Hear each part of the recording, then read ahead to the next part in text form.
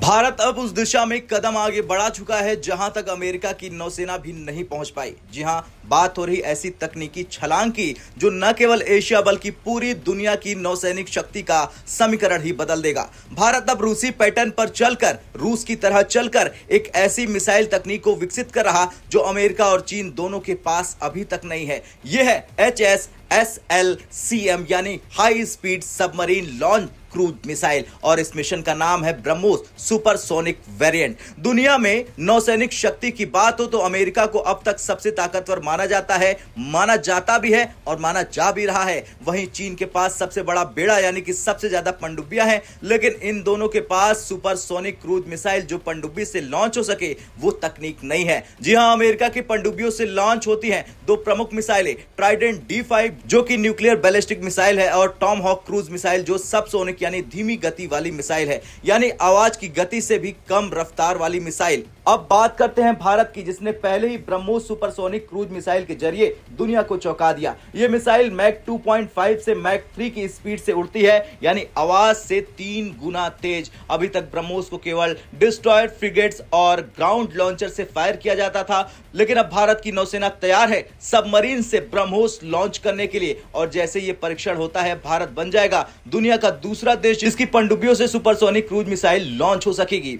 अभी तक यह ताकत सिर्फ रूस के पास थी। रूस ने ही दुनिया में सबसे पहले अपनी पनडुब्बियों से सुपरसोनिक क्रूज मिसाइल लॉन्च करने की क्षमता दिखाई थी। बाकी देश, चाहे अमेरिका हो, चीन हो, फ्रांस हो या ब्रिटेन, सभी के पास सबसोनिक मिसाइल है। ध्यान से सुनिए, सबसोनिक और सुपरसोनिक दोनों अलग है। यहां भारत अब सीधे उस लीग में पहुंचने जा रहा जहां केवल रूस खड़ा है। खबर के मुताबिक भारत बहुत जल्द अपने पनडुब्बी आधारित ब्रह्मोस मिसाइल का परीक्षण करेगा। यह मिसाइल पानी के भीतर से लॉन्च होगी और मैक 3 की रफ्तार से अपने लक्ष्यों को नस्ते-नाबूद कर देगी। इस प्रोजेक्ट को DRDO और ब्रह्मोस एरोस्पेस मिलकर तैयार कर रहे हैं और भारत की आने वाली नई पनडुब्बियां जैसे कि प्रोजेक्ट 75I सबमरीन इन सुपरसोनिक मिसाइलों से लॉन्च हो सकेगी, यानी भविष्य में भारत की हर पनडुब्बी एक चलता फिरता मिसाइल प्लेटफॉर्म हो जाएगी। अब सोचिए, जिस तकनीक के बारे में अमेरिका सिर्फ सोच पा रहा था वो तकनीक भारत विकसित करने की कगार पर है। अमेरिकी नौसेना के पास दुनिया का सबसे बड़ा बजट है, लेकिन उसके पास नहीं है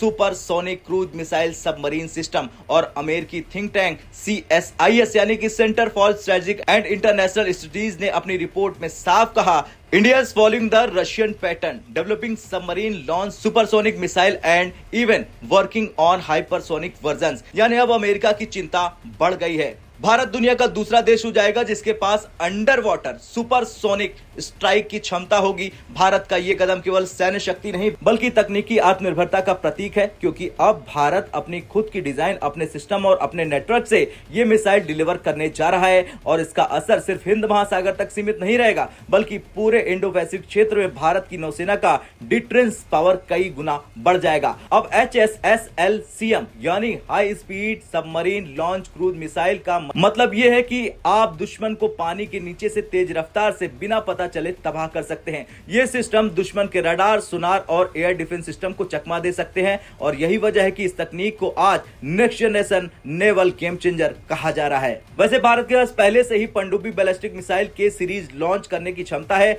अब जब सुपरसोनिक क्रूज मिसाइल भी इस लिस्ट में जुड़ जाएगी तो भारत की नौसेना बन जाएगी ट्रायड कैपेबल फोर्स, यानी कि जमीन, हवा, पानी तीनों से परमाणु या परंपरागत हमला करने की ताकत। और यही बात है जो अमेरिकी नौसेना को सबसे ज्यादा चिढ़ा रही है, क्योंकि भारत अब वही करता है जो पहले सिर्फ रूस कर पाता था और ये रूसी पैटर्न अब भारत की नई पहचान बनने जा रहा है। Low budget high impact weapon system. खैर, आज भारत जिस दिशा में आगे बढ़ रहा वो सिर्फ एक तकनीकी छलांग नहीं बल्कि एक नौसैनिक क्रांति है। जब पनडुब्बियों से ब्रह्मोस सुपरसोनिक मिसाइल उड़ेगी तो पूरी दुनिया देखेगी कि भारत अब महासागर की गहराइयों में भी सुपर पावर बन चुका है। और हां, ये वो ताकत है जो अमेरिकी नौसेना के पास भी नहीं है। अब आपसे सवाल, आपको क्या लगता है कि अब भारत का ये कदम अमेरिका को तकनीकी दौड़ से पीछे कर देगा? हाँ या ना में कमेंट कर जरूर बताएं। जय हिंद।